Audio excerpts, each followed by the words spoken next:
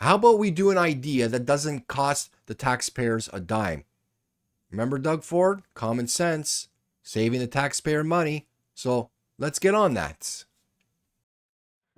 All right, everybody, welcome back. Today, what we're going to do is we're going to touch upon a story that I talked about last month of the Doug Ford government mandating public service workers back to work 5 days a week, or back to the office 5 days a week, back to work. They've been working since day one, but back to the office. I still don't understand why he's digging his heels in. I know sometimes politicians, leaders, when they make a decision, they don't like to change their mind, and I can understand that. But studies, data are don't show what he feels. You know, facts don't care about feelings. Where he feels you're more efficient in the office. There's nothing out there that's like, again, I've stated this before, and even in the last video, that if this was true, he would be, and everybody else would be sharing this data, you know, yelling by the top of their lungs how this data, this set point is showing that workers are less efficient working from home and they need to get back into the office, and would agree with all their talking points. So there's backlash, protest, and disappointment from the union, a public sector union, and understandably, something that has been working well, the employees are happy, and now you're dragging them back into something that is archaic. You're going backwards. So we're going to take a look at what they have to say, and then we're going to discuss it a little bit more in depth. We're working remotely. Days we're able to start earlier, work later, and have a higher productivity level. This government, our employer, wants to drag us back in time.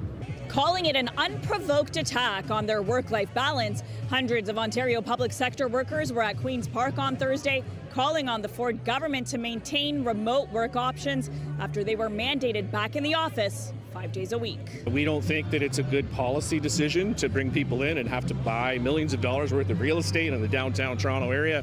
Describing it as a purely political decision and a logistical nightmare, the president of the union representing 17,000 Ontario public sector workers says the government needs at least 30% more real estate to bring everyone back to the office full-time starting in January. Do they, as taxpayers, want to pay more money for us to come back to work?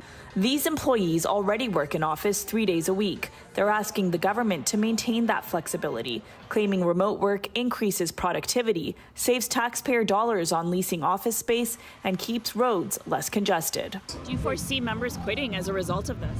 I don't know that anybody's going to do, knee-jerk in the moment reactions, but I think what's going to happen is over the next few months, we're going to find out whether there is a recruitment and retention issue. I think what's going to happen is going to be a definite dampening of morale in the workplace. How could there not be? Despite the protests, the government isn't budging. They say the change represents the current workforce landscape in the province. This was completely unnecessary. There was zero consultation. That is why it's a slap in the face. The union has filed a policy dispute claiming the government failed to give them enough notice.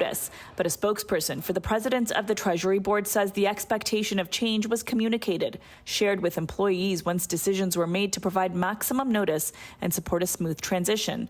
They add there are many public service workspaces across the province that are not being used at full capacity. We have major issues with the way Doug Ford governs in this province, major issues with the way he treats workers. The union is hoping to meet with government officials by the end of September to express their concerns. When we stand for remote rights, we are standing for human rights. For City News, I'm Tina Yazdani. Okay, so a couple things that they've stated, and I've stated before. Even just on the return to the office full-time, 5 days a week, they're going to have 30% they have to add in terms of the real estate.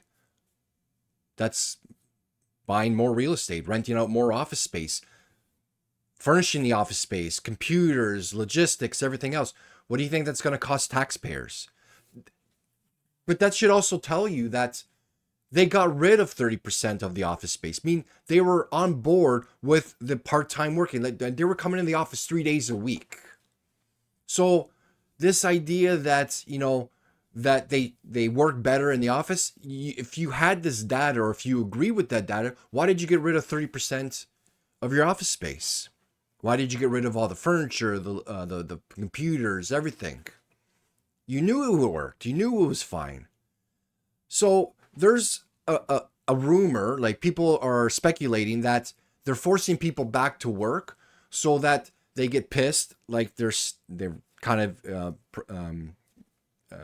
talking about that they're gonna just quit. Therefore, they don't have to let anybody go, severance pays, things like that, because they got too many public sector workers.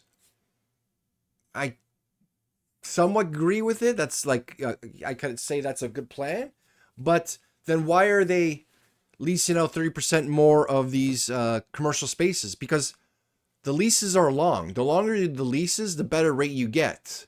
So if they're doing short-term leases, maybe say 2-3 years, I would agree with that analysis. But I don't have the information of how long their leases are. If it's like a 5 or 10-year lease, no, they're not letting anybody go, because you wouldn't lease that long if you think you're going to be reducing your workforce. Now, there are points, again, that I've stated where people are happier. You know, you're with your family, less travel time, you spend less money for travel. You're able to pick up your kids from school. Like the lady said, you start earlier because you don't have to worry about traveling an hour to an hour and a half on average to get to work. So your mental well-being, your how exhausted you are from the travel, you are able to work more efficient. And the traffic alone, like Doug Ford has, he just got this fascination with that tunnel he wants to build under the 401, and is hoping that the federal government is going to help him out with this nation building project of the tunnel under 401. Yeah, I hope Carney says no to that, because that's just a ludicrous idea, let alone the logistics, the timeline to do a project like that. Hey, Toronto, you know, Doug Ford's your guy. What do you think he's going to have to do in terms of buying your homes and land and businesses to allow for a project like that, for you know, the on and off ramps into a tunnel system? It's not like a subway, you just take a set of stairs up and down. You need roads to get in and out of that tunnel. So besides the cost to the taxpayers, both federally and provincially, to do the 401 tunnel and everything else to help with traffic, again, work from home will solve that problem. Less people on the roads, therefore less traffic. So we won't have to spend billions, I mean tens of billions, hundreds of billions of dollars to do this tunnel under the 401. That would take decades to do. Decades. So why are we spending more money when we have a solution already for when it comes to traffic? More money for real estate, more money for transit in terms of tunnel. How about we do an idea that doesn't cost the taxpayers a dime? Remember Doug Ford? Common sense, saving the taxpayer money. So let's get on that.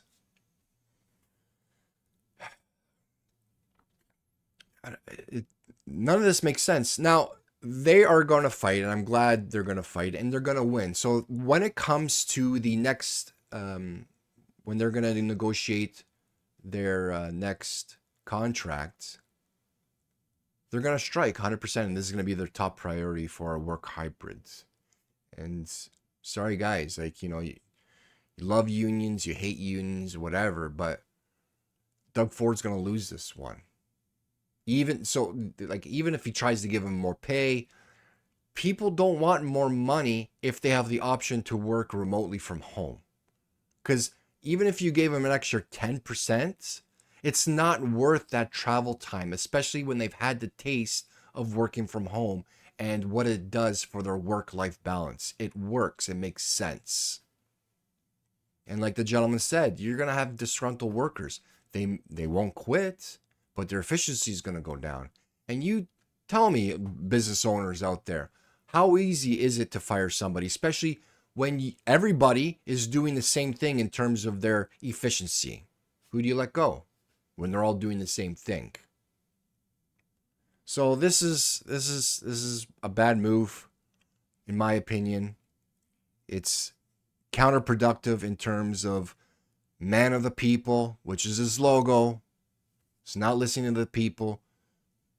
I still don't know what his motive is. I still kind of stand by the old school thinking. Is just, unless I'm seeing you at a desk, you're taking advantage of me. And that's what I think it boils down to. That unless I physically see you at a desk, you're not working enough, even though you're meeting your timelines, your deadlines, and the workload you've been given. So, he's going to lose anyways. He's going to lose this fight. It's just going to take a little bit of time. And in the meantime, you're going to be pissing off a lot of people, voters. 17,000 in the union. Oh, man, that's a lot of voters. So, anyways, that's it for me. Let me know in the comments if you're one of these workers, how you feel, what you're going to be doing, and if you're going to be looking for another job. I'm assuming your motive is going to be, or your retention is going to be looking for a company that is going to offer work from home. And that's another thing too, guys. Once the economy really starts to pick up again, you're going to lose a lot of good workers because companies out there are going to start offering working from home again. So anyways, guys, take care. We'll talk later.